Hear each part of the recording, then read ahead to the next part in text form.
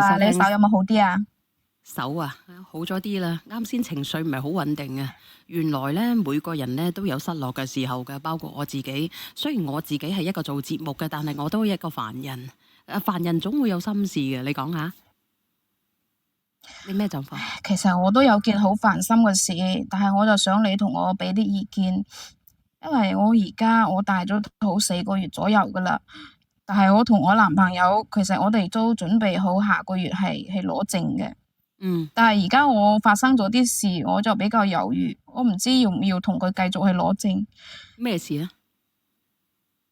就係我之前嘅前男友咧，算係以前嘅男朋友，佢而家揾翻我，佢希望可以同我喺埋一齊。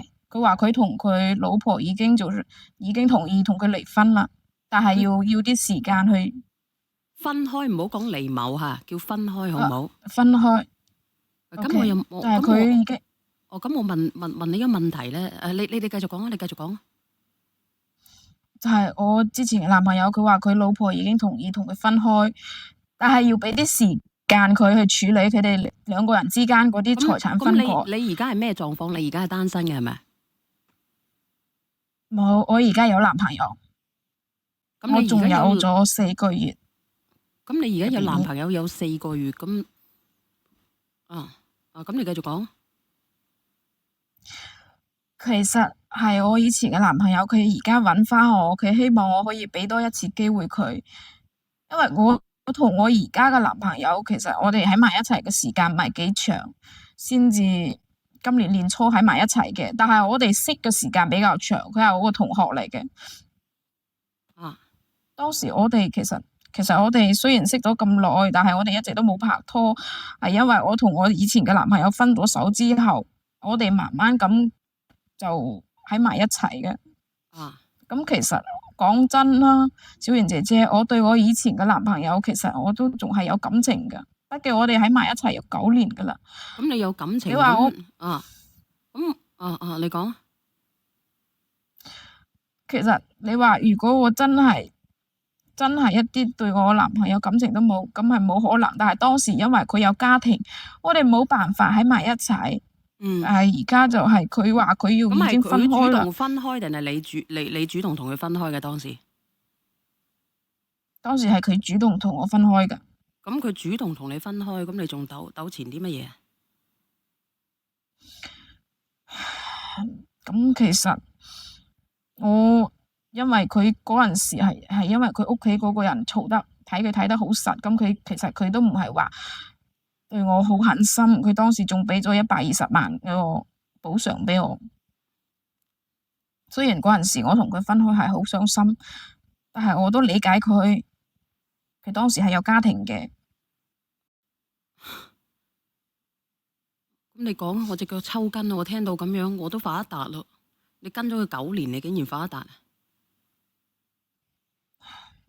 又唔算發達。嗰陣時俾咗120萬，我係俾我一個補償，但係其實我真係唔希望要呢個120萬咯，我淨係想希望可以同佢喺埋一齊。你可唔可以介紹俾我識啊？我都想知道佢係邊個你。你仲真心同佢喺埋一齊？真係發達，我打細工我都冇，唔係講笑啊！咁其實，所以我點解話就係你都覺得佢其實呢份人都係仲係 OK 係嘛？因為佢雖然係佢提咗分開嘅，但係我同佢喺埋一齊嗰陣時，佢對我好好㗎，我想要咩佢都攞咩俾我。當時佢仲買咗一套房同埋一個鋪位俾我，係佢自己嗰陣時同我分開，佢話佢唔想再耽誤我啦。我仲咁後生，你希望我先，要揾一個。我都唔夠膽評論你啦，我倒數第一咪。你有冇人連上嚟評論下？我唔知啊，啱知我彈咗槍啊！你講下講到我自己都頭暈啊！遇到咁樣嘅情況。嗱，上嚟講嘢啫。小婉，其實嚟講你係覺得你以前嘅男朋友係俾到幸福你，俾到錢你，俾得到俾你。呢個男朋友俾唔到。120萬，我瞓覺都笑醒啊！有個人話。即係有時啲嘢點講咧？你上得嚟評論，上得嚟講嘢咧，喺小院嗰度咧，其實嚟講我則講真話，你而家可能而家嘅男朋友就俾唔到呢個豆皮你，你係借一個棵樹擋，即係你借一棵樹擋下落暴風暴雨，但係過咗雨過天晴，始終係動翻你呢個以前嘅男朋友，係嘛？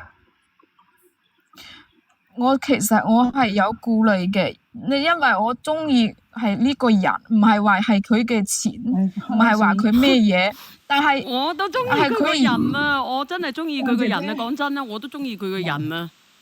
姐姐得啦，中意乜嘢咧？唔使講出嚟嘅。我想問你一個問題，你係咪同你前男友喺埋一齊8年？頭先係咪咁講？9年啊！我同佢9年，9年係咪9年？咁你同佢喺埋一齊9年，佢都冇嚟，而家佢話要嚟，你又信佢啊？所以我有啲猶豫咯，因為佢唔知係咪佢係呃我定係點，定係真係想同我喺埋一齊。其實嚟講嗱，你呢個現男友咧，就真係真心對你好噶啦。你話乜嘢啊？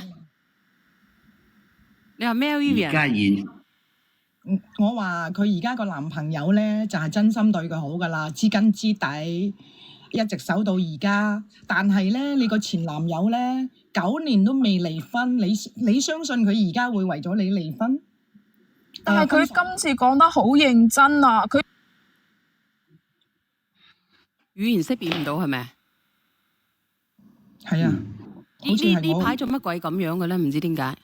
好似我又係講錯嗰隻字。你小心啊！你唔好講離某嚇，叫分開嚇，唔好講乜嘢啦，一定要講分開而唔係講離某嚇。小心啲。OK， 即係呢位阿姐啊，我同你講，因為我前男友佢同我好認真咁講，佢呢次真係為咗我同佢前面嗰個分開㗎。佢同我講，只要我肯俾靚女，你唔使講咁多啦。如果佢對你認真嘅話，你唔需要等9年。我知中間我哋分開咗。有一首歌分手咗。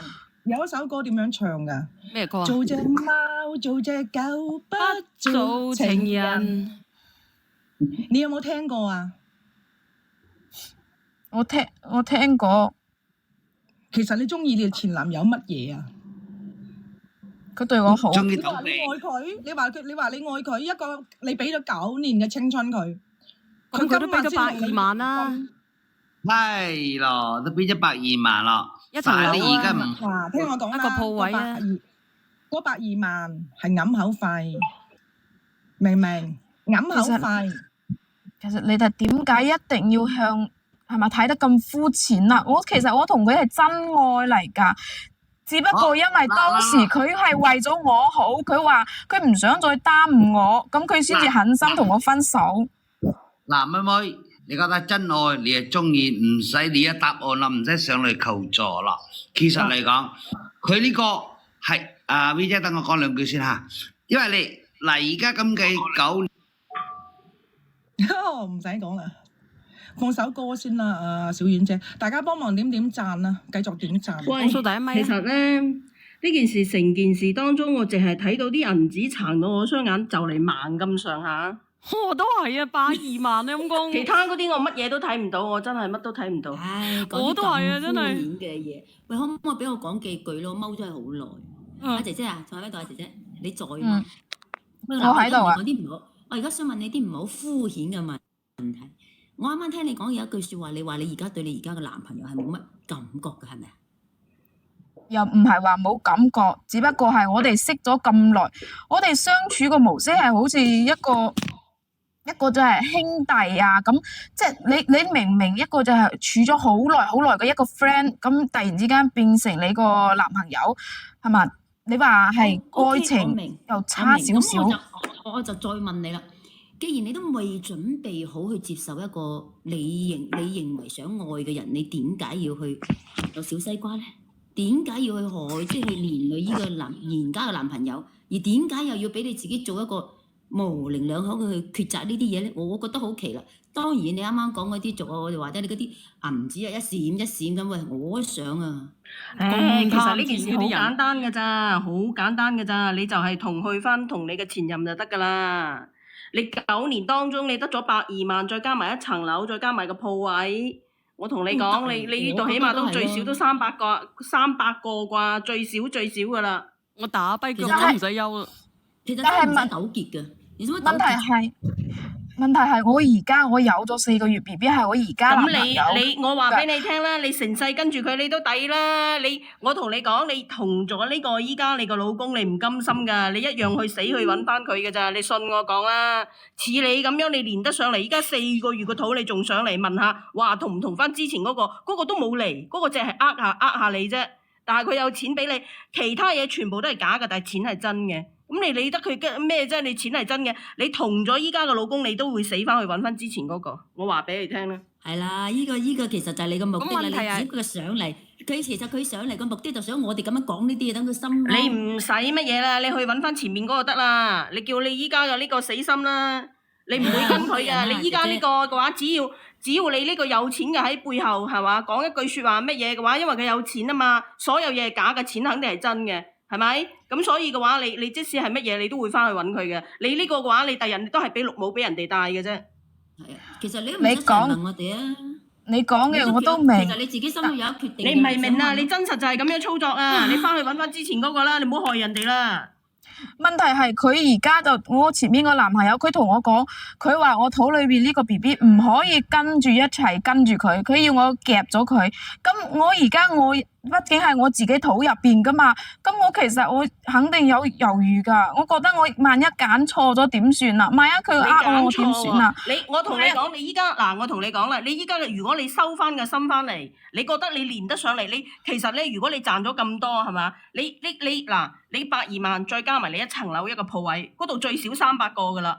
咁其實講真嗰句，你攞住呢300個，你慳啲使，你呢一世真係可以過得好好噶啦。你仲去諗翻你之前嗰個，人哋撩你又翻轉頭，係咪啊？如果你係一個知足嘅人，你根本嚟講你頭也不回噶，你就喺依家同翻呢個好好過噶啦。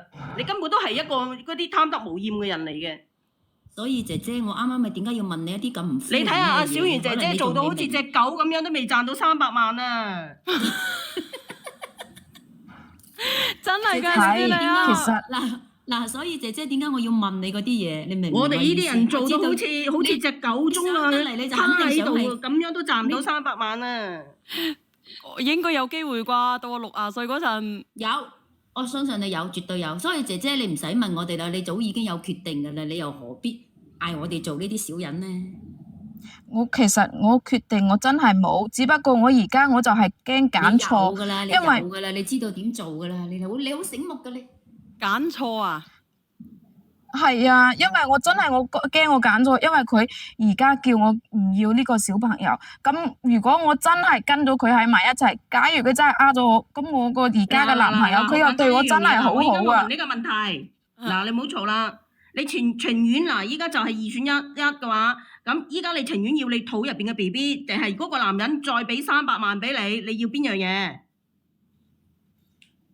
再俾300萬我，咁其實我就算佢俾300萬我都唔係因為呢啲嘢有得揀。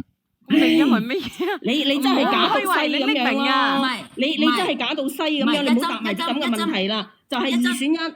唔係一針，你應該咁樣同佢講。其實佢而家人民幣又要，小西瓜又要，咁仲有一個可能性係點樣？可能性就係你繼續同你以前男友起結，其實你好值錢嘅話，再去攞埋上嚟嗰個俾狗咬嗰個死人順德公係嘛？3000蚊個月咋？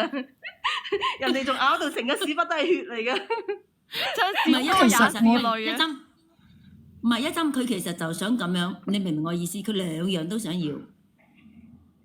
咁其實我真係唔想傷害我肚入邊，畢竟佢係自己我嘅骨肉嚟㗎。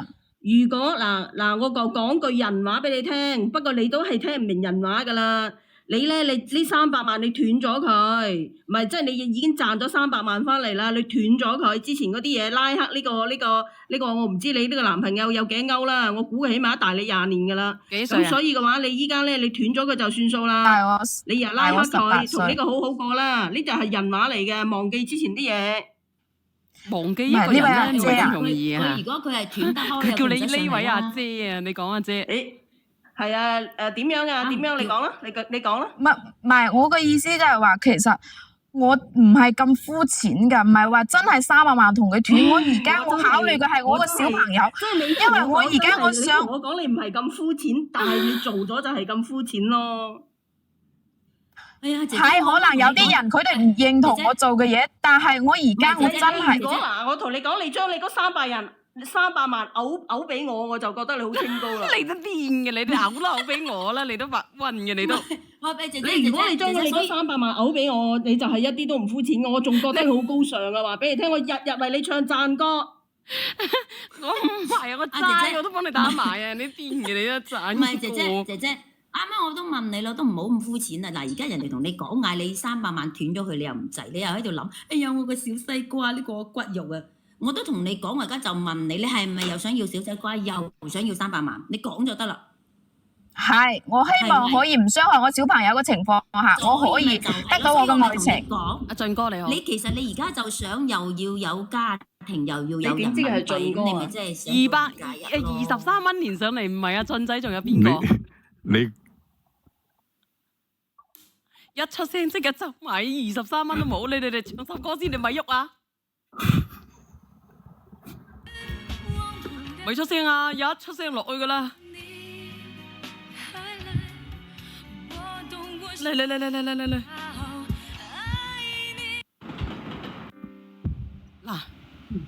嗱，你睇下你係咪阿俊啊嗱？我講得未啊？你咪講啊！一講23蚊冇咗噶啦！主要有乜所謂啫？又假又現實又貪心，你明唔明啊？嗰個你嚟嘅。你講緊邊個？你啊！你講我做乜嘢？我話頭先個女仔啊！講我做咩？講佢做乜嘢？你試下嗱，如果你叫嗰個男人俾600個佢，叫佢唔要嗰個少少粒，睇下佢肯唔肯啊嗱？佢咩反應啦？即係每個人咧都有個價碼，係咪咁嘅意思？又貪心，又現實。我以為你講緊我啫，搞到我打個心打咗個突啊！因為我都唔係呢啲咁樣嘅人嚟嘅，就算你俾咗幾百蚊我都唔會話隨便要你嘅。你1億你都唔肯啦！你試下啦，你試下啦，我唔係拉你講笑嘅。嗰條咁嘅女都傻。多謝啊！呢個隻 Annabelle，哎呀，多謝你個保時捷啊！多謝啊！唔使咁客氣啊，真係唔使咧，真係唔使咧，你使乜咁客氣啊？真係太客氣啦！哎呀，似我啊！呢個邊個嚟㗎？九蚊雞嗰個，快連佢上嚟！喂，你好。我唔夠23蚊嗰個犀利。多謝你。多謝。我唔敢出聲啊！我一出聲，等到我9蚊雞落咗去大鑊啦！我不過而家想連累23蚊嗰個。小圓你係賺咗31蚊。多謝。我而家好想連累佢。好過買嘢陰公。係咪講多幾句？係咪講多幾句就落去？多謝你啊！呢個匿名連咪嘅，多謝你嘅禮物啊！多謝晒啊！呢個邊個嚟嘅？咁好人嘅，倒數第一咪。我咯，唔係我。倒數第一咪啊！喂，你係咪啱先嗰個姐姐啊？唔係。咁似嘅把聲。喂。小圓姐姐。係，你咪出聲。唔係你哋唔好。喂，阿姐姐啊，我俾2個問題俾你啊，然之後我走啦。快。一個問題就係9年就要同你分手，逼不得已啦，肯定好多理由噶啦。第二個問題，你要結婚，你大咗肚呢個點，佢又翻嚟叫翻你，叫你夾咗個西瓜。即係我覺得你個男朋友咧，真係，即係你阿姐姐啊，你嘅英文名係咪叫 Coco 啊？問題咧，你冇 Coco 咁醒啦。我等下叫阿 Coco 過嚟。而且咧，你個男朋友冇阿謝生咁瀟灑同埋咁風流啦，係好下流嘅呢個男朋友。我想叫 Coco 啊，我而家改個英文名叫 Coco。即係你諗深一層喺嗰度，你係 Coco。唔係啊，你聽我講，即係諗深一層，我係講認真嘅。你諗深一層，呢個男朋友真係，我覺得除咗錢之外乜都冇嘅，就係咁啦。唔夠啦。其實我哋仲有感情㗎，唔係我哋冇可能喺埋一齊9年。但係我而家我又唔想傷害我而家嘅男朋友。想結婚啦，人哋又翻嚟叫翻你，叫你夾咗個肚，你諗下，你諗深一層，呢個男人係搞乜㗎啦？就係咁簡單啦，又風流又賤價又下流。嗱，姐姐，我有錢有乜用唔好意思，啫？有錢唔好意思，大把小姐姐晚上你俾我插下，你好俾我插下先，咪嘈，俾我插下先。嗱，姐姐呢個問題就啱啱我同你講嘅問題。你一上嚟我就知道你又想要家庭，你又想要人民幣。咁呢個係一個正能量嘅直播間，我都同你講，你自己其實心裏已經諗好啊。但係你唔好嗌我哋做呢啲咁嘅小人，我哋唔可能支持你做呢啲嘢。我想，你想乜嘢？我知你哋唔支持，但係嘅話，你小圓姐姐你阿姐姐啊，你知唔知你而家句説話都好閪假嘅啫嚇？你假過我啊，真係㗎。係啊，係啊，真係比阿小丸個面色仲假，仲衰。係啊，真係假過我知我而家呢啲事可能好多人都會你鬧我頭先係點，但係講啊我覺得我你頭先係點冇做錯講啊。阿姐姐，我頭先你點講啊？你講咗一句説話，哎呀，我又唔想傷害而家個男朋友。大佬啊，你唔想傷害而家個男朋友，而家你就唔會連上嚟，直接就係生咗個小朋友同你而家嗰個男朋友一齊啦，唔想傷害，假到閪咁你。嗱，你睇下呢個大姐仔啊，嗱2000年嘅呢個肯定。喂，注意你話講嘢，我啊有一個23蚊連上嚟嘅。你話我啊，小月23蚊嗰個喺邊度先啊？我想問下你， 23蚊嗰個未落去係嘛？佢落咗去啦，佢又你講上嚟㗎啦，23蚊嗰我想問下你而家幾大啊？ 4個月啦，佢話佢個肚我而家唔係幾大？我而家30歲咯。唔係阿姐姐，我覺得你咧係唔想傷害你自己個身體，而唔係話唔捨得個小朋友。其實頭先23蚊嗰個靚仔好似講咗一句説話，就係每個人都有一個價碼嘅，只不過嗰個價碼未達到你預期嘅啫。如果達到你預期，你二話不説就乜嘢咗佢啦。咁係啊，呢個價碼和去啊，小圓姐姐你睇佢去唔去？你睇佢而家擘大個嘴。你睇下頭先問阿小圓姐姐1億佢制唔制？你睇下佢制唔制？唔好講1億都唔得啊！你只不過係個價碼未確定到，因為你唔知道嗰個人係咪真係扯咗證啫。如果佢真係扯咗證，又有咁多錢俾你嘅，你二話不説你就躝咗翻去佢嗰度啦。咁其實話又唔係咁講，係雖然佢係價碼唔係一個衡量嘅一個人嘅標準嚟㗎，我係因為睇在我哋9年之間嘅感情啊，再加上嘅話，佢係對我好，但係我都唔想希望放棄我嘅 BB， 再加上嘅話，我而家嘅男朋友佢對我真係唔錯㗎，再加上我哋之前係同學啊嘛，我唔想傷害佢。我而家問你一個問題啦，咁你口口聲聲話唔想傷害佢，咁你又話唔咁你話佢對你唔錯嘅，咁點解你仲要問咧？有咩好問咧？啱先嗰一針唔係講咗啦咩？300皮咧可以令到你安享萬年噶啦，度過你嘅咁樣嘅餘生噶啦。咁你仲想點樣啊？你仲假過隻狗啊？話俾你知啊！貪得無厭啊，小圓姐姐。加嗰個120咧。你覺得有錢嘅人會貪錢嫌錢腥嘅咩？梗係越多越好㗎啦，佢就唔係呢啲人嚟。咁其實我上嚟係想做咩？我上嚟係我希望可以保住我嘅愛情，又可以保住我嘅朋友之情，包括同學之情。即係你覺得佢仲會同你做朋友？你覺得係傷害咗佢，你仲可以同佢做朋友？你咁嘅意思係咪？佢一直可以做你嘅嗰個叫乜嘢？嗰啲嘅叫乜嘢？叫舔狗係咪？其實佢嘅目的係想點咧？佢係想要嗰個300萬個男。誒，唔好出聲啊！開首歌先，開首歌先。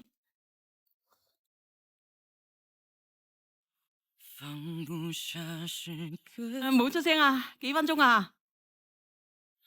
我招人這痛，愛有始有終，我不明白牽着的手。我哋繼續連麥好唔好？睇下俊仔有冇連上嚟好唔好？好嘅，打個1啦。唔關我事啊！我要感謝抖音啊！唔知點解我聽到呢首歌我好難受嘅，其實你知唔知我喺度假笑緊嘅？其實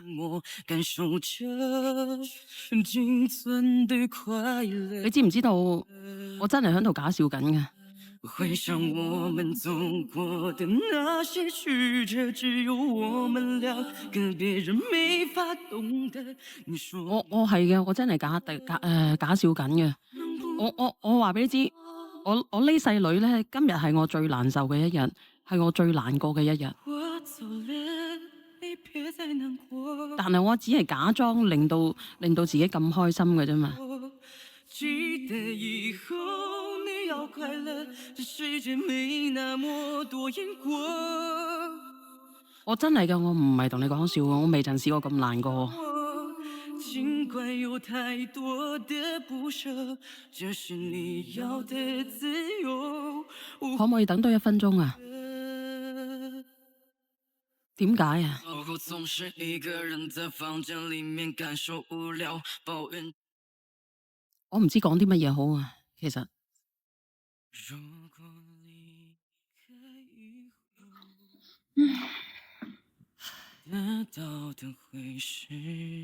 我唔知講啲乜嘢好啊。可以出聲未啊？可唔可以等等啊？如果唔係嘅話會封㗎。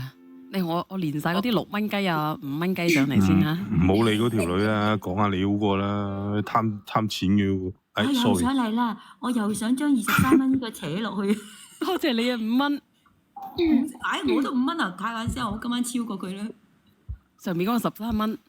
我知，多謝好我死插彩佢都插唔到佢，我死加價都喺唔到佢前面啊！我幫你將13蚊佢扯落去，跟住佢又連上嚟。好啦，算啦，我都唔係咁貪心嘅人嚟嘅。真係嘅，你覺得我係咁貪心嘅人嘅？打個1啦，唔係嘅，打個2啊。好煩啊你！多謝你啊，俊仔，多謝啊！我同你真係好我整下邊嗰個就係整你咩？啊？我整下邊嗰個啫嘛，整你咩？唔緊要啦，全世界話我貪心都唔緊要，至起碼你唔認為我係啊？你可以出聲，你可以出聲啊！哎呀，多謝你啊，多謝你啊！咁其實我真係我想表明一下，我從來冇將我而家嘅男朋友係當一個舔狗嚟㗎。講一句，我係貪心㗎，咁咪得咯。係，我係貪心，我同我以前男朋友個感情。哎呀，咁而家係小圓姐姐你陪啫，因為你落咗佢，同佢一齊，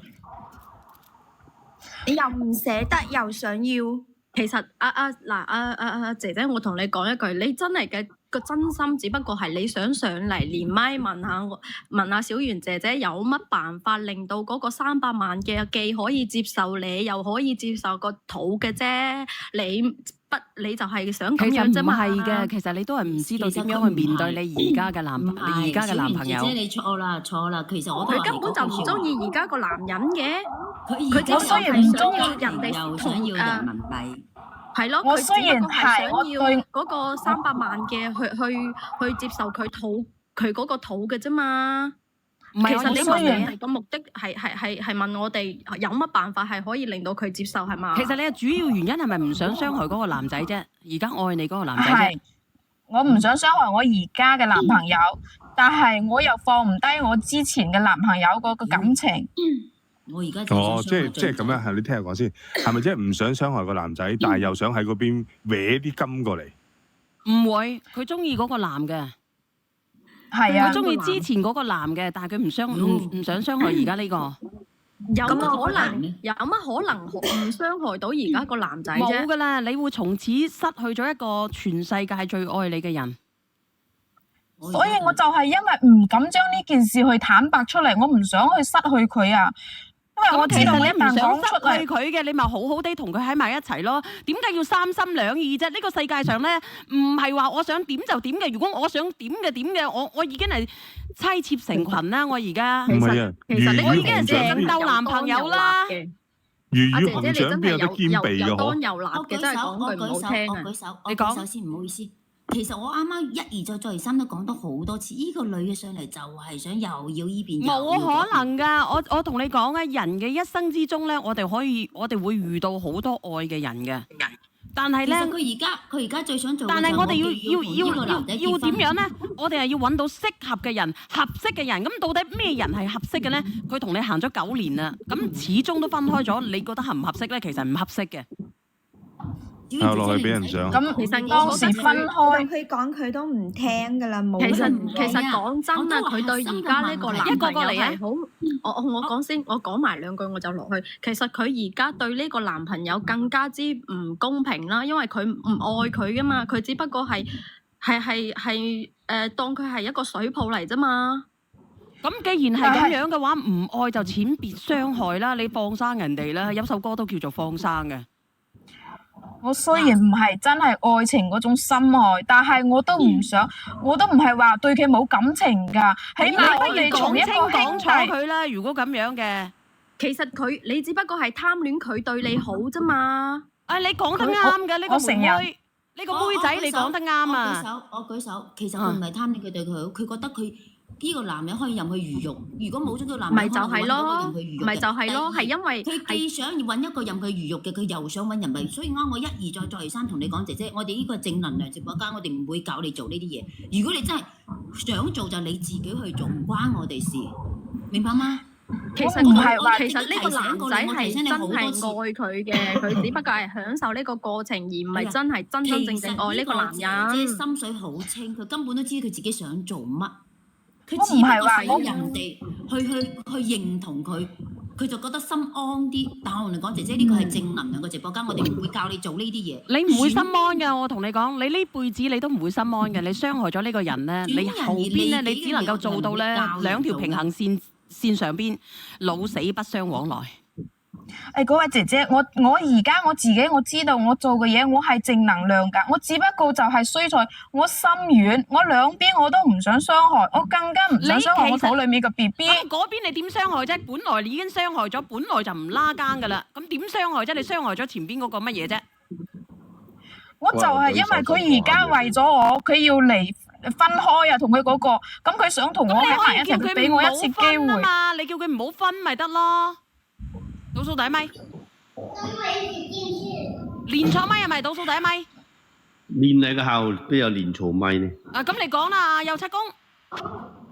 咁啊，嗰個姐姐仔啊，嗰個姐姐仔唔識諗啊！你好似我個咩60歲啊，快咗60歲，仲有幾多年光景呢？佢都開口都爛開口。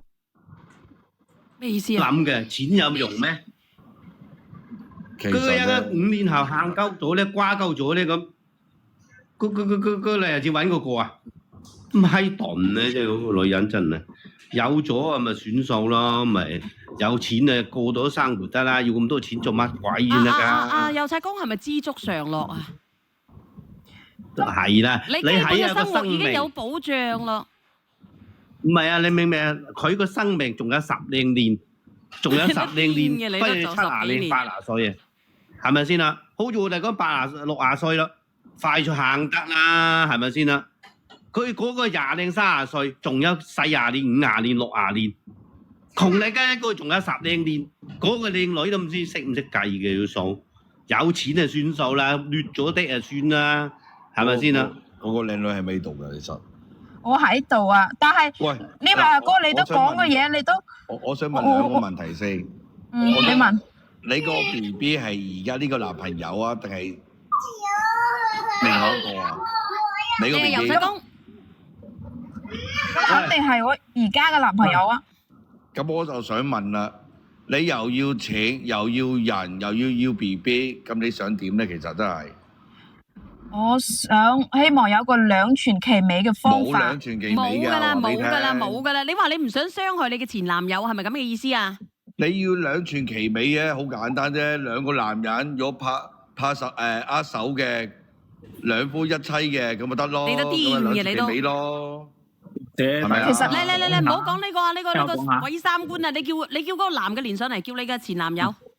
阿小媛姐姐好高興連麥。大家聽我講下，可能呢個姐姐嘅想法唔係咁噶。佢咧其實其實咧，我覺得係咁嘅，因為我見到我以前後生嗰時候啊，好多靚女同事都係咁嘅。我相信咧，佢而家呢個現有對佢好嘅男仔咧，可能環境唔一定好，或者唔一定靚仔。咁咧，佢咧可能想保留呢個肚，最好咧就生落嚟。然後呢個男仔咧，佢覺得會未來嘅3幾年都會等佢。咁如果呢個有錢嘅男朋友咧，一段時間或者1、2年真係冇同佢前面搞清關係，冇同佢離婚嘅，咁佢就保留翻呢個肚或者呢個細路仔，再同翻後面再揾翻而家現任嘅男朋友。其實呢條路係錯嘅，因為咁你都諗得到嘅呢個勇敢生存。喺事實咁真係好多後生靚女都係咁，但係最尾佢哋咧個結果都係孤獨終老嘅。最尾有錢人。你哋聽下邊嗰個勇敢生存啦，直情係啦，佢都自己都有經歷過咯。你啊想啊，靚女，我真係唔得嘅，最尾會好慘嘅，會自己孤獨終老，仲係攞住呢啲嘢揾個老實人好好地過啦。有錢嘅男人，佢最尾離唔成婚，就算離得成婚，你而家30歲咯，過多幾年之後佢都會揾後生嘅。我仲有講句俾你知啊，就算你離得成咧，佢虧妻百財不入咧，佢到時候咧都會咧身敗名裂，仲有咩嘢啊？破產嗰啲叫做乜嘢啊？咁不如咁啦，負債累累，曲街敗巷，冚家富貴啊！嗱，靚女，嗱我就唔係由頭聽到落尾啦，我中間又開始聽啦。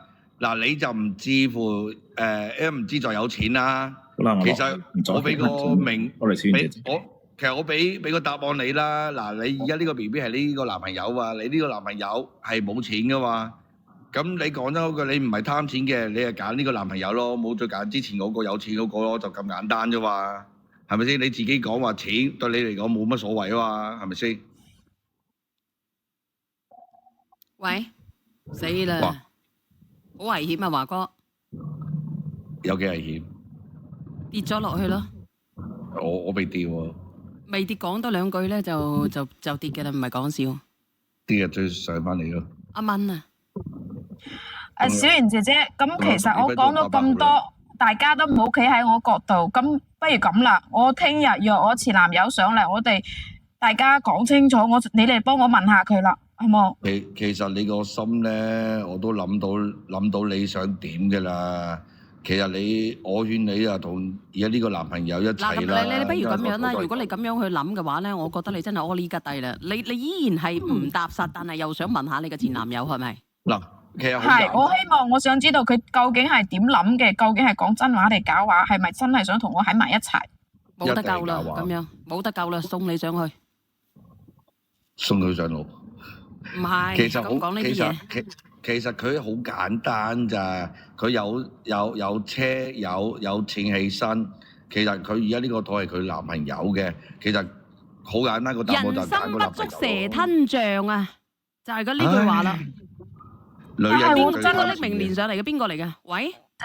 但係其實我真係想希望可以聽下佢係究竟點諗。聽日將佢男朋友連上嚟，嗱我話俾你聽，你叫佢冇匿名，小袁擒咗佢，太度水啦！我都覺得好度水啊！陰公講到我自己都心痛啊！阿靚女，嗱，我係香港人嚟嘅，嗱講多句啦。你都賺咗咁多年啦。我覺得你都已經唔使休啦，打跛隻腳都唔使休啦。你賺咗9年啦，你嗰個鋪位同埋你嗰間屋，再計埋你嗰120萬，粗去計都值300萬。300皮啊！你以為啊？你真係唔使休噶啦，就算你養到個小朋友大，你都唔使點休啊！我同你講。其實你哋講幾多都好，我都係想希望可以，你哋小妍姐姐你幫我問下佢，我究竟我真係想知道我前男友係咩嘅諗法。如果佢真係想同我喺埋一齊，其實你連上嚟，你係覺得佢咧有可能係畫大餅，佢冇可能同佢老婆離婚係咪？其實你嘅心係1萬個想飛喺你嗰個前度嗰度去嘅，但係你又驚佢但係咧你又驚佢畫大餅係咪？咁我事實上我係真係想知道佢究竟講真定講假嘛，畢竟佢曾經同我分手過。咗啦，其實。咁啊係咯，你驚佢畫大餅嗱，我同你講啦，你又好快年老色衰噶啦，你明唔明啊？你今年幾歐啊？30歐。你冇30都將近30咯啩？我30就係因為我年紀唔細，所以我希望我可以揾到一個踏實。所以我話俾你聽，你已經係過咗時啦，人哋唔要你噶啦，你以為青春有限呢3張嘢啦。踏實啊！多謝但係如果佢 Vivian，你踏實，你其實你而家呢個都踏實啦。你嗱，我同你講，我教你啦，你又要霸道啲。嗱，你同佢講，你話你個肚就肯定唔會打噶啦。如果你愛我，你就要愛埋我肚入邊嗰個 BB。你同佢咁講。係啊，咁先係真愛嚟噶嘛？你講得啱㗎。嗱，我咁講係冇問題。嗱，你聽我講埋先啦，愛係相互嘅，你唔係話佢愛你嘅咩？咁你要佢都要愛你㗎。你愛我嘅話，點解你有仔女，我唔可以有自己嘅仔女咧？又係因為你同我分手，所以我後邊識得呢個先有仔女，成30歲有仔女都好正常啫。咁其實你叫佢嗱，我真係想知道佢究竟有冇同佢前。你聽我講埋先，你聽日連上嚟叫你嘅男朋友冇匿名啊！呢度好多人加佢㗎，大把機會，全部都18、22嘅。我已經揾緊後台啦，我已經。咁呢位阿姐，我同你講咁多，我真係你都唔明我係點諗嘅，係嘛？所以我而家我真係好想揾小人。你其實你好簡單，你上嚟你嘅心1萬個已經想撲過去㗎啦，個前度嗰度啊！你就係驚人哋，你就係驚佢呃你，你到時咧就失去咗你呢個肚，同埋失去咗你依家嘅男朋友。人哋啱先嗰個白虎仔佢都講得啱啦，個白虎仔佢話佢以前都遇到過啦，嗰個連上嚟冇匿名嗰個白虎仔啊。咁呢位阿姐，我唔同你拗呢啲係嘛？咁我聽日揾我前男友過嚟，所以好啊，你連佢上嚟，你叫佢千祈唔好匿名，俾啲機會其他人。唔匿名，有幾晚有9000個女人關注佢陰公。咁小妍姐姐，我聽日叫我前男友過嚟再傾啦，好冇？因為我覺得而家你哋冇一個人企喺我角度去諗呢啲嘢嘅，所以我企喺呢個角度，人哋已經睇穿咗你啦。你個角度係乜嘢？你個角度你咪驚佢呃你咯。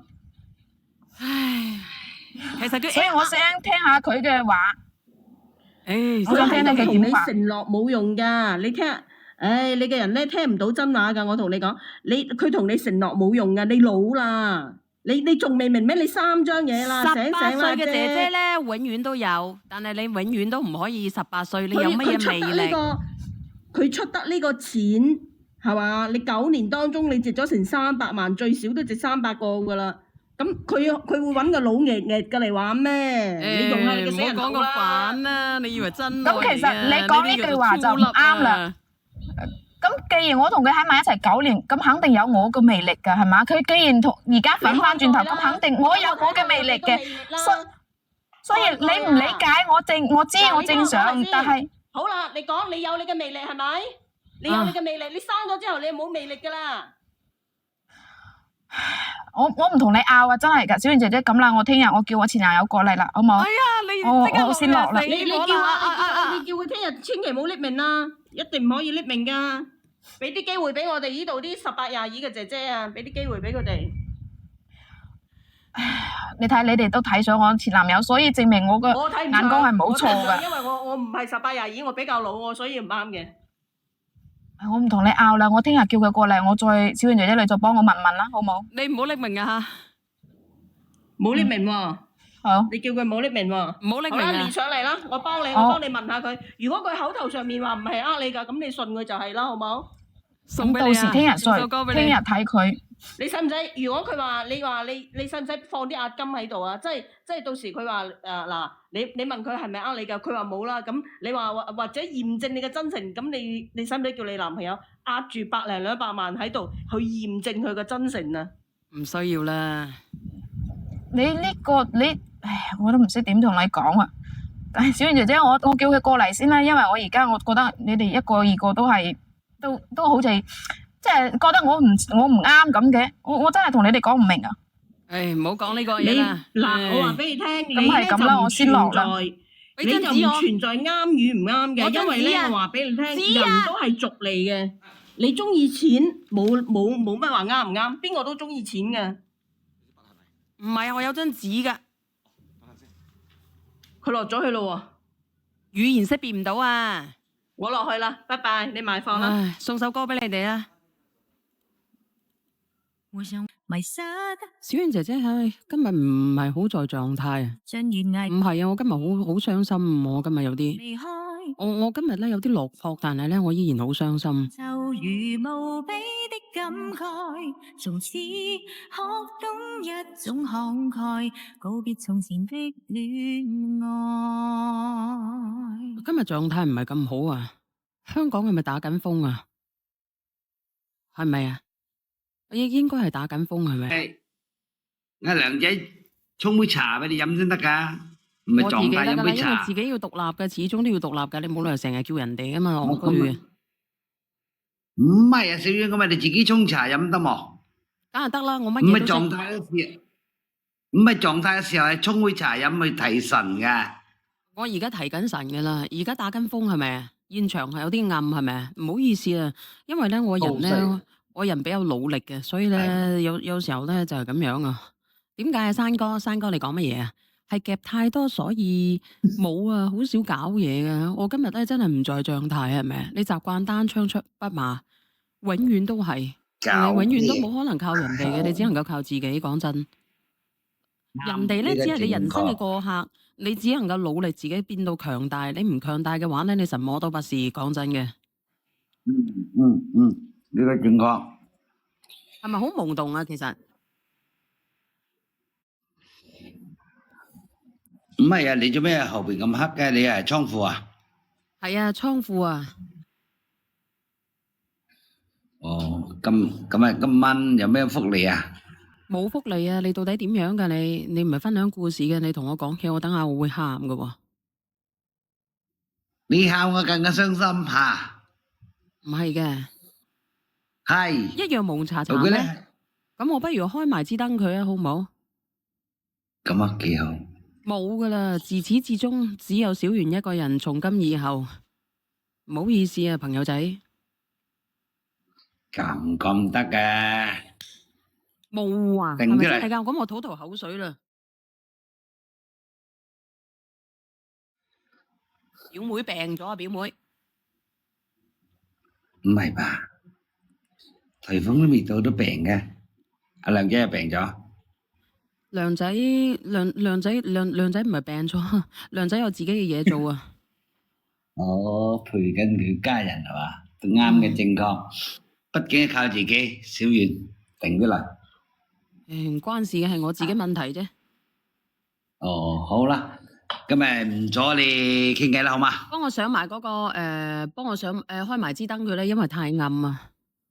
經常都咁講，聽日冇事啊，唔係噶啦，從今以後真係得小圓一個人噶啦。從此之後咧，如果我去到邊度咧，你哋就搭到去邊度，因為我唔能夠攞人哋嘅人生開玩笑喎，係咪先？唔係咁啊！你開播幾時開播，我幾時都到啊，即係陪伴噶啦。多謝晒你哋嚇，多謝晒。送上一首歌俾你哋聽聽咧，呢首歌叫做有首歌唔係叫做咩？從不喜歡孤單一個。你知唔知點解咁傷心嘅？你唔係啊？點解其他歌嗎？唔知咩歌咧？明天你更好啦。唉，我唔好唱呢啲歌啦。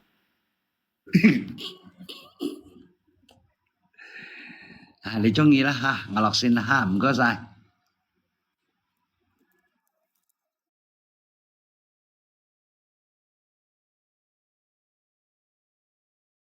我唔知點解咧，喺今日之後喎，我發現咧，我唔知講啲乜嘢好我。想講不要走，偏偏好聲説我。其實我哋人生都係咁樣㗎，係咪啊？面對世界我灑脫，一點不似太辛苦。從來都係孤單一個嘅，點解要一定要三五成群嘅咧？其實一個人就好噶啦，因為我哋行到死為止，我哋都一個人，冇人可以令到你可以受苦噶，你自己痛苦嘅係你自己。我打個比方嗬，我方知道對你在乎，你上個月俾人哋分咗手啊，留住你心，從不喜歡孤單一個，但係偏偏孤獨一個。從來都係咁樣嘅，人生嘅路咧，天下冇不散之筵席。但係要走嘅，始終都係要自己一個人走喎。有啲人咧可以陪你走一程，有啲人咧你話陪一輩子嘅根本冇，走到死嘅死亡嘅都係你自己。喜歡孤單一個，可惜偏偏孤獨一個。我不懂得跟我獨自對坐，原來沒有你，做人相當痛楚。從不喜歡孤單一個。多謝你啊，呢個朋友仔。偏偏孤獨，唔知點解突然之間咧有啲傷感。我若是再遇，求讓我悔過，可不可再戀過？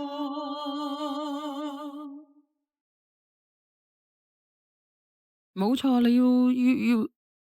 你要強大起嚟先得㗎，你唔強大起嚟嘅話咧，喂，你好，演員啊，做乜嘢啊？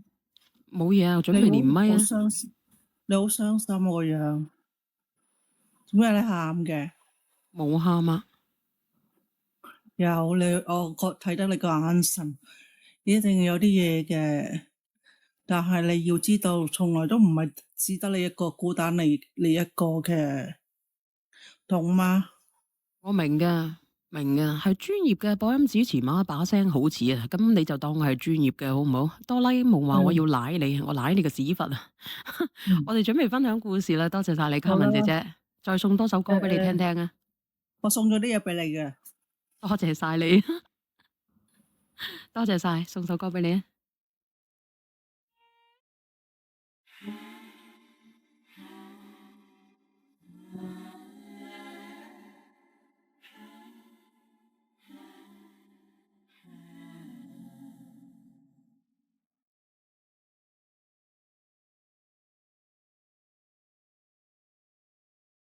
多謝你啊，幸運。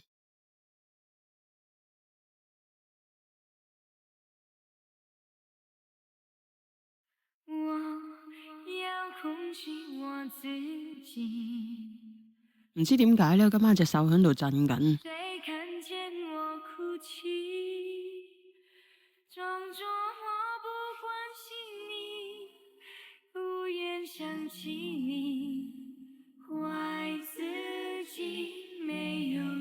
我突然之間隻手震得好犀利嘅，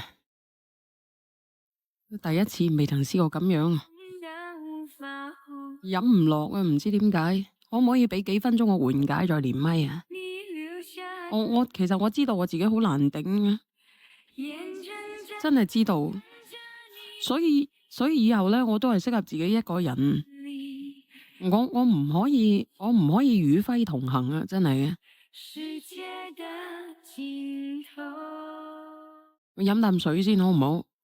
俾幾分鐘我緩解下，然之後我哋再連麥好唔好？一個人嘅日子好孤單，但係我習慣咗一個人嘅日子啊！太多人咧，其實真係唔好啊！你太多人嘅話咧，你會令到人哋咧產生負擔，你咁樣又唔得㗎。多謝呢個6127吓，但係我同你講，我從來都冇諗住攞人嘅生命嚟睇得好輕賤，從來都冇。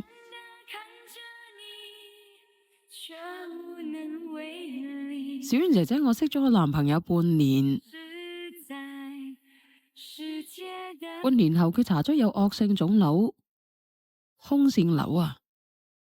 我可唔可以連你啊？呢個廣西嘅土特產，我連咗你先啦。我可唔可以緩多幾分鐘啊？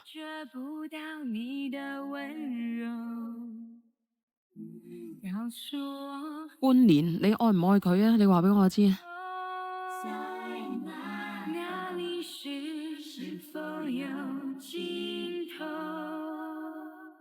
就算流星许个心愿，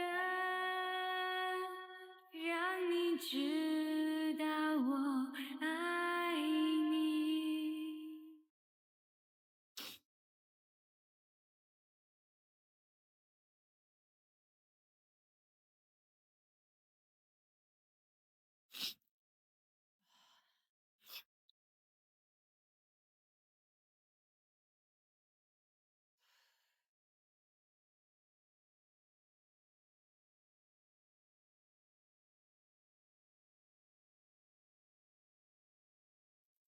多謝你啊，實相圓滿。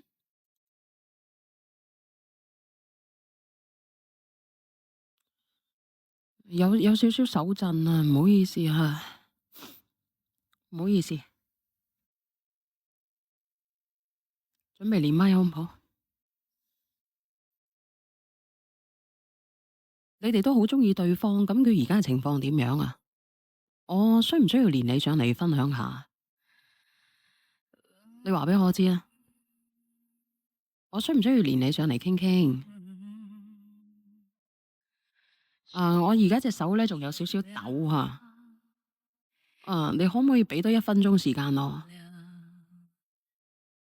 做乜嘢？振業？我啊，小圓姐姐，你眼濕濕嘅時候個樣其實係最迷噶嘛？係咪啊？咁你不如咁樣，因為你嗰度比較嘈啊，振業。係啦。我放你落去先，唔係我頂唔順嚇。係啊，信號唔好啊，好窒啊。好。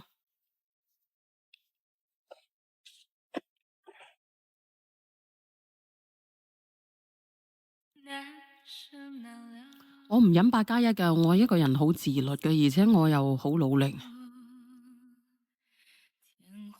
我真係好努力㗎。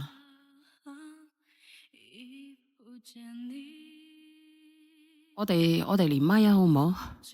有人話唔做演員好浪費，其實我哋每個人嚟到呢個人世間，我哋都係一個演員。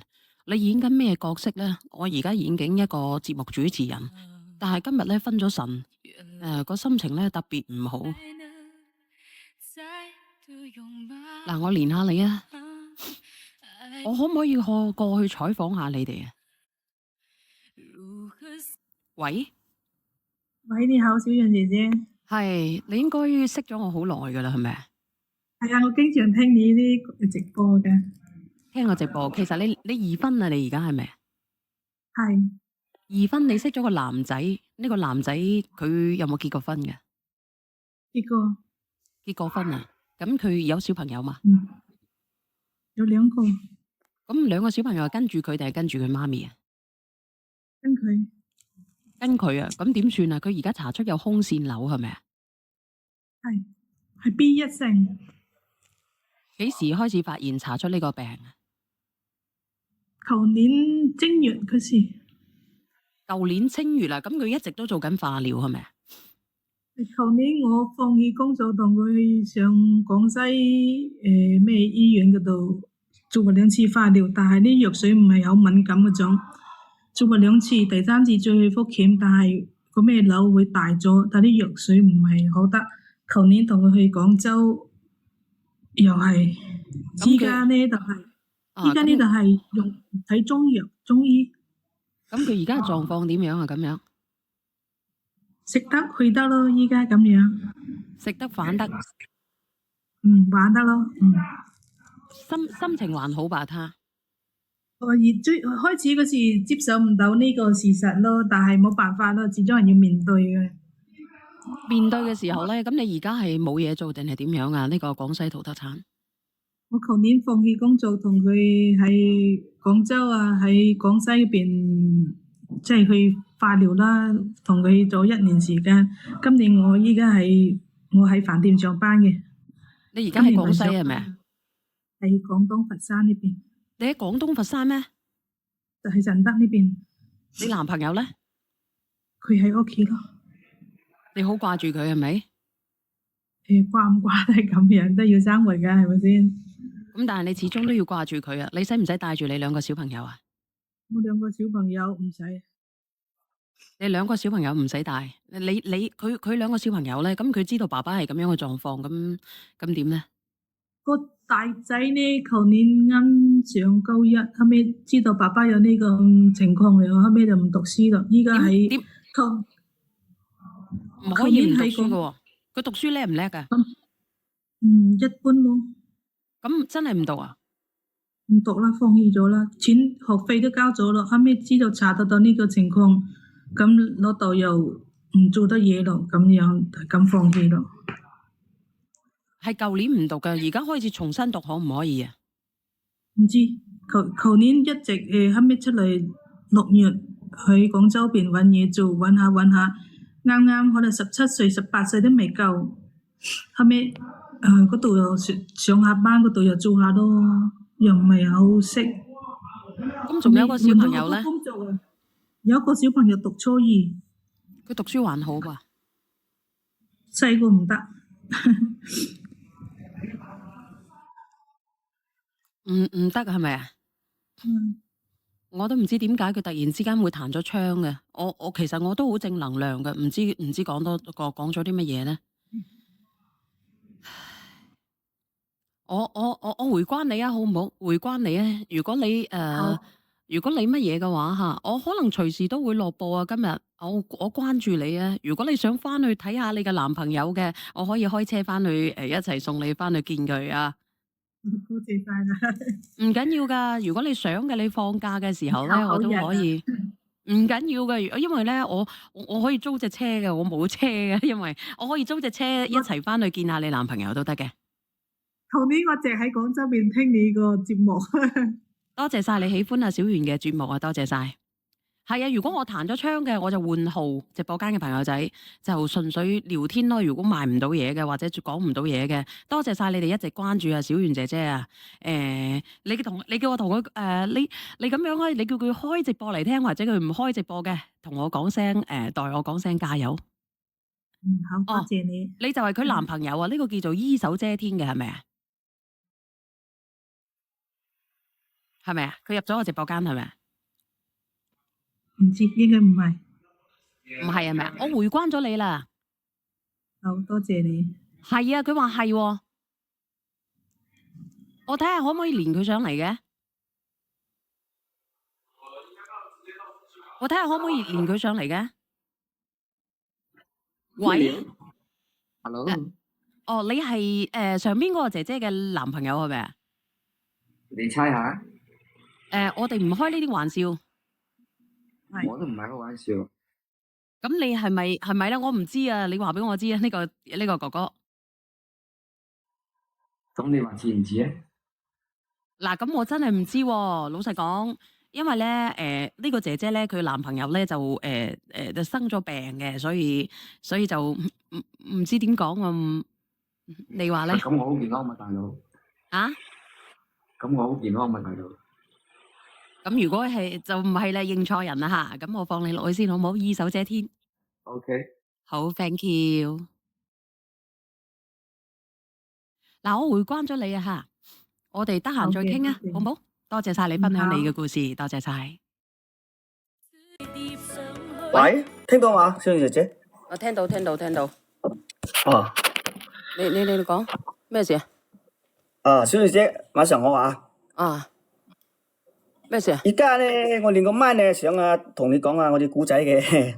咩事啊？家？講起身係好語嘅，即係咁嘅。即係我同我個老婆結婚就結咗10幾年啦，係嘛？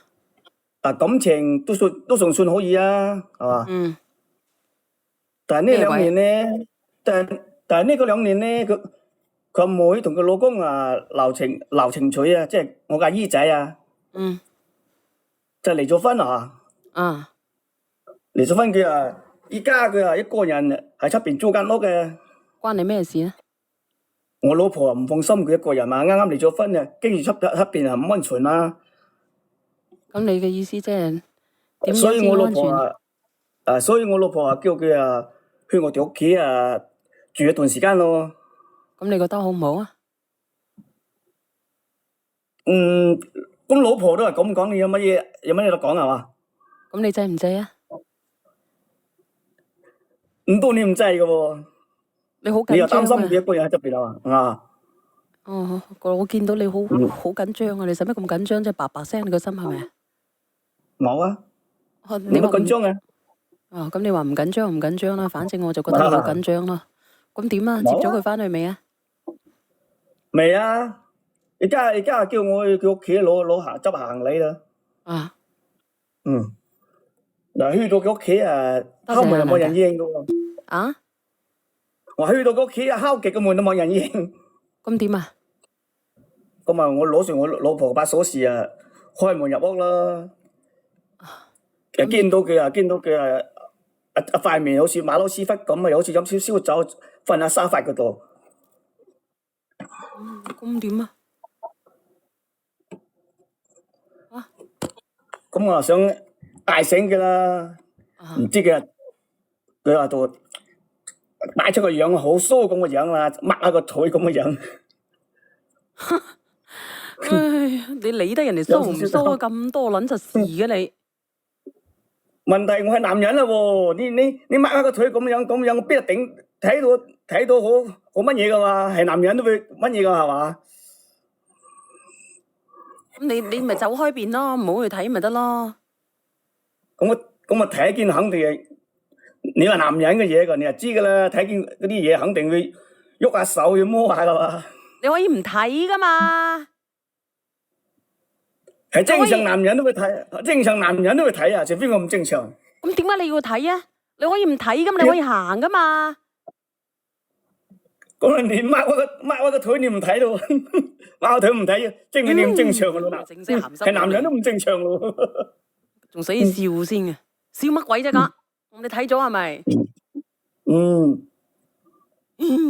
睇咗就睇咗咯。睇咗咁咪我要摸下咯，摸下睇見佢濕立立，好似裝個水龍頭咁嘅樣。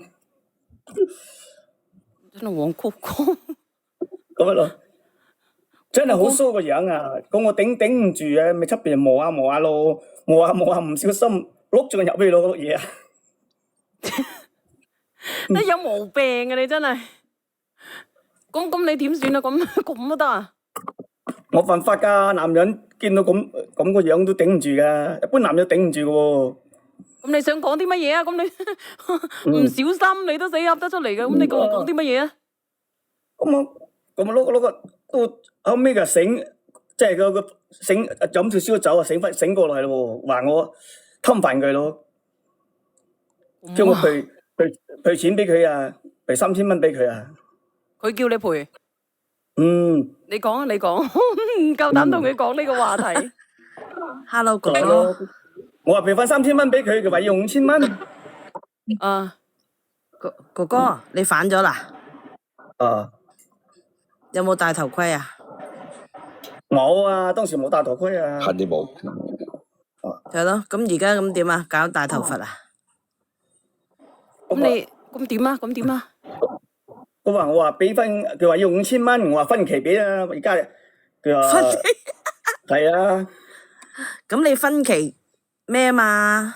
唔係啊，我意思點解你會咁唔小心屈咗入去都得嘅？傻咗。見到咁騷嘅嘢，男人都頂唔順啦，係嘛？見到人哋咁抹下條腿喎。你唔好講啦，唔好講啦，咁容易嘅？點解而家真係咁容易嘅咩？咪係咯，你狗仔嚟嘅咩？唔係狗仔，係純屬正常男人，好嘛？除非我唔正常啦，見到個女嘅，嗰個係你姨仔啊！唔好講啊！呢個係呢個姨某仔好啦，咪影鳩響啊！好。哥哥，我想問下你啊，你嗰個唔係你姨仔嚟嘅咩？唔好講啊，姨某仔啊！啊？嗰個唔係你老婆個妹嚟嘅咩？唉，死火我風梗啊，開開心心。即係後邊啊，我就俾晒啲錢嘅啦，俾晒佢錢嘅係嘛？但係佢繼續又勾引我喎，次次當我老婆唔喺度，佢又主動咁樣勾引我喎。咁又搞埋一齊啦。所以我問你係咪搞咗大頭髮咯？而家姨某仔啊，開心心啊！而家佢話有個 BB 啊，有個 BB 佢話想生落嚟喎，我哋點搞啊？哎，啱啦。生啦！生啦！依家好缺乏，依家啲後生個個都話唔生，你哋啲幾廿歲嘅生多啲幾個得啦。我叫咗佢妹生喎，佢話唔生可以啊，俾10萬蚊得啊，佢話唔生可以就俾10萬蚊啦。咁就俾10萬蚊噶啦，咁啊。嗱，阿哥哥，開心姐佢我同你講5000都要分期啊。哥哥，我同你講，你呢個問題咧，唔係話我痛苦啊，我直情係為佢而痛苦啊。哥哥，你係覺得佢係故意勾引你係咪？係啊。哥哥，你姓咩㗎？我啊，賴姓屈，唔係姓屈㗎。姓咩？姓聶㗎。姓聶係咪？係。嗱，我同你講，哥哥，我唔理你姓乜嘢啦，我以為你姓賴嘅啫。你話佢故意勾某啊？你唔可以咁講吓。你講。因為我係姓賴嘅，所以你哋咁樣講咧，所以我就話你啦。你真係姓賴㗎？係啊。我對唔住。你問阿亮姐，阿亮姐成日寄嘢俾我，亮姐知啦。哦，原來你姓賴㗎，對唔住啊，對唔住啊。所以我話佢知佢姓乜咯。哦，唔好意思啊，我同你講，你唔係嚇，你係夾硬去接受人哋去勾引嘅，你自己有嗰個心。係。你冇咁嘅心嘅，你見到嗰個，仲要係你某咩嘅，你都跟住關門啦，你仲會行入去，仲會搞咁多，仲要行入嗰濕滑條公路嗰度去咩？喂，阿靚女，係正常男人見到個女個擘條髀，你正常男人見到女人會咁樣，但係嗰個係你個邊個嚟嘅先？你要即係你要搞清楚呢一件事，呢一個關係嚟嘅嗰度。所以我咪問佢係咪狗仔嚟嘅咯？咁咪係咯，見到即係你見到濕滑嘅公路你就行入去咯喎。邊個嚟㗎呢個？喂 ，hello，小圓姐姐。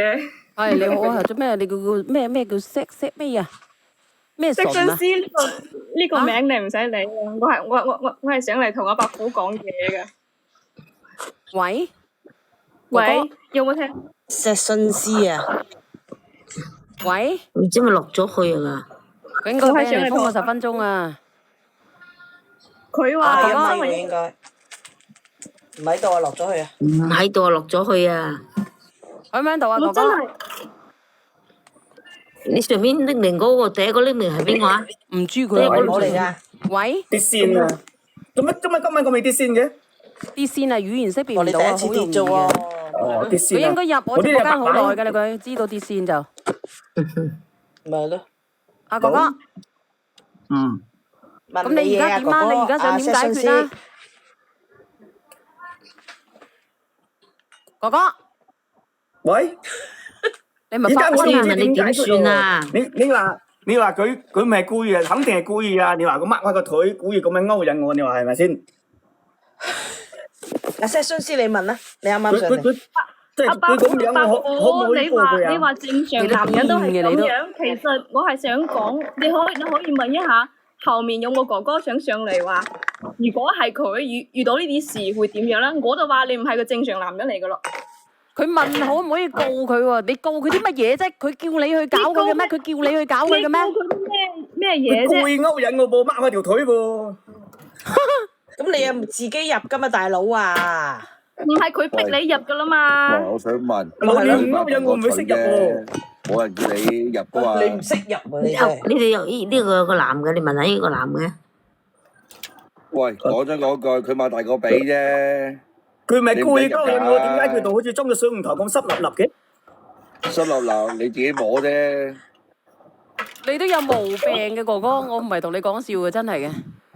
你咁樣嘅心態，你而家咧就想做乜嘢咧？想嚼完鬆，唔想負責任。但係咧，你自己咧你自己想，我都唔夠膽講嘢，屌，俾你哋講，好危險嘅。唔係啊，其實佢哋都係發生咗咩事，唔係搞大個肚，都唔會上嚟講，都會繼續錯落。唔係咯，係咪啊？係咪啊？唔係一次啊，哥哥。其實係咪先？你自己話俾我知啊。唔係，第一次之後咧，佢就話去勾冇引佢再一次，依家搞出事啦，再嚟解決。你及時解選咪得咯？你真係一錯再錯，你先嚟解決呢個問題咧，係咪？你自己諗一下呢個錯，你自己都要承擔一半責任。其實你可以唔搞噶，阿哥哥，其實你可以唔搞噶。點解你要搞咧？人哋一勾你就制噶咯喎。咁呢個世界上咁多38，係咪先啊？你個個勾晒啲38咧，我直播間有6000個38，係女人嘅打個1啦。你勾得晒嘅咩？你咁勾？問題我得佢同佢兩個人喺間房咩？我叫你行去嗰間房噶，你自己開門去人哋間房噶喎，係咪啊？我叫你行入去嘅，我睇住你行入去嘅。唔係啦，你自己走入濕滑嘅通道咁點啊？咁咪咯，一見到嗰啲濕滑個公路嘅頭盔都唔戴，你又抵死啊！咁咪跣腳咯。嗰啲乜可能蘋可能拉開咗，你唔飲㗎，放喺度等喺度㗎。咁我叫你飲㗎，係咪先啊？白虎，大把老鼠藥，你要食藥㗎。冇理由放喺度唔飲喎。我要舉手問一下，太太知唔知道呢件事啊？梗係唔知啦。知道佢仲得了嘅，佢夠膽連上嚟呢個大賊浪。啊！我真係唔明白你哋呢啲歲數啊，點可以咁冇腦做呢啲事出嚟啫？冇腦其實唔係話冇腦，唔係冇腦。嗱，人哋有心，人哋有意，佢都如果佢冇心嘅，佢就會搞唔到。你問下佢係咪啊？喂，咁咪啦，佢故意勾引我嘛？唔係故意勾引，點樣擘開個腿？你一定係人哋勾引你，你唔去睇佢咪唔勾引？你自己嘅心就唔堅定，你就話人哋勾引你。你而家姓賴，你而家就姓賴，你而家就唔知點解決係咪？唔係啦，冇理由，正常男人見到咁我唔會心喐，絕對冇可能嘅，除非佢係太監。你想點？唔係佢而家嗰個乜仔話要10萬啊，你咪俾佢咯。我分期俾佢咯。咁佢啊應該係好閒，咁我幫佢做下好事得㗎，幫佢剪下閒，你應該係做好事喎。你依家做出壞事就唔係好事嚟㗎咯。喂，哥哥，你知唔知嗰個係你邊個嚟㗎喎？哥哥，我想問你幾多歲啊？我43歲啊。白虎嚟㗎啦。43歲。唉，唔識講。你係咪唔想俾人知啊？而家呢10萬蚊，我邊度有咁多錢？所以我問下你點算咯？咁你咪分期俾咯，5000蚊你都可以分期。嗱，我同你講，你咁樣啦，你同佢傾，你自己覺得有幾多銀紙？阿華仔啊，我問你講啊，你自己覺得幾多銀紙？你走去問，你話2、3皮嘢咧，絕對要噶啦。你自己鹹濕有咩辦法啊？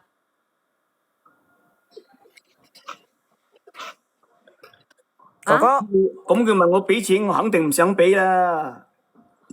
咁你又告翻佢咯喎？佢啊咁啊想揾我笨柒嘅。佢仲要唱添啊上嚟。你呢件事搞大，你太太咪知道咯。分明係想揾我想揾我揾錢嘅。都唔揾錢揾咩啊？貪你唔搞啊，姐姐，你唔搞啊，哥哥你唔搞，佢哋邊會有呢啲事咧？係你鹹濕，你而家又心不忿，你真係大戇柒嚟嘅。咪咯，第一你衰鹹濕，第二衰冇錢，第三而家又想明屈人哋。你咁你報369啦，等你老婆都知道啦。咁人哋擘開條腿，你兩個入下房間，你冇可能冇睇啊！得，唔好講個名，唔好講個名。你又成日咁樣講，你又唔想負責，你又唔戴頭盔，咁你話係咪抵死啊？咁你當時咪咯，上嚟第一句問佢有冇戴頭盔。我當時去佢出租屋嗰度立急邊度帶嗰啲嘢㗎。咁你依家唔係搞一次就有唔係話佢立急啊，係後尾啊！你話佢又勾引你啊，你自己又上當啊，哥哥。你走去同佢傾啦，你連上嚟睇下個價位係咩價位係啦。你自己如果唔係嘅話，你又養埋你個姨母仔係啦。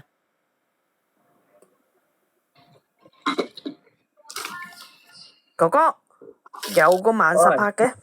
你聽佢聲音都知啦，有昂神仔係咪啊？神仔，咁佢真係神仔俾唔俾啊？哥哥你唔出聲啊？係咪聾咗啊？唔係啊，唔係人哋同你講嘢，點解你聽唔到啊？你聽唔聽到我講嘢，哥哥？聽到啊，哥哥，你而家係咪1蚊都唔俾啊？1蚊都唔想俾，我仲想佢俾錢我啊！哦，咁你去報369啦，去報369，然後等你頭家啊，你老婆都知道啦。報369話佢勾引你啊！唉，呢個哥哥都係極品嚟噶啦，搞完咧唔想神仔俾錢。又落咗去啊！佢真係有毛病噶，呢個哥哥唔係講笑啊！係啊，唔好練佢啦。點可以成立練多幾多次啊？練多次。哥哥啊！喂，你講。啊！照你咁講啊，佢咪俾個死貓我食？咁你有冇開心先？咁你係咪貪食先？你咁樣啦，哥哥，你如果我唔明白點解呢個世界上有呢啲咁樣嘅人嘅嚇？你食咗人哋，你而家咧又想唔賴帳，又想嚼完鬆，又想乜嘢責任都唔負，就想做乜嘢一個字白某票。喂，佢勾引我嘅喎，佢難道佢自己唔開心啊？佢自己又開心嘅喎，真係。你開唔開心啊？你唔係一次喎，大佬。唔係咯，你唔係一次喎。好心你戴頭盔啊嘛！你都43歲啦，你唔識戴頭盔嘅咩？小圓開翻個華仔個咪，睇下佢有冇事。我舉手，我講兩句我落去啦。阿哥哥，我俾啲靚女講嘢先得啦。唔得啊！華仔嗰度好嘈啊！炸咪啊！炸咪唔得。阿哥好嘈啊！我聽唔到乜嘢嗰個炸聲。阿哥哥仲喺度，阿哥哥。哥哥，你仲喺度嘛？喺你上邊啊，哥哥。喺度。哦，喺度嗱，我終於幫你，我幫你揾個問題啦。我覺得咧，邊個都冇錯，你細佬最錯。所以我覺得咧，你可以練一練《葵花寶典》。係啊，你可以問你細佬啊嘛。你有冇問你細佬啊？做咩咁鹹濕嘅咁樣嘛？係咯。我細佬冇錯，因為佢正常嘅。咁咪係咯，你唔係，我覺得你細佬都唔正常，我覺得你正常啲，你細佬唔正常。練《葵花寶典》啦。明明人哋講乜嘢？如果我唔正常嘅，真正練咗《葵花寶典》啦，靚女。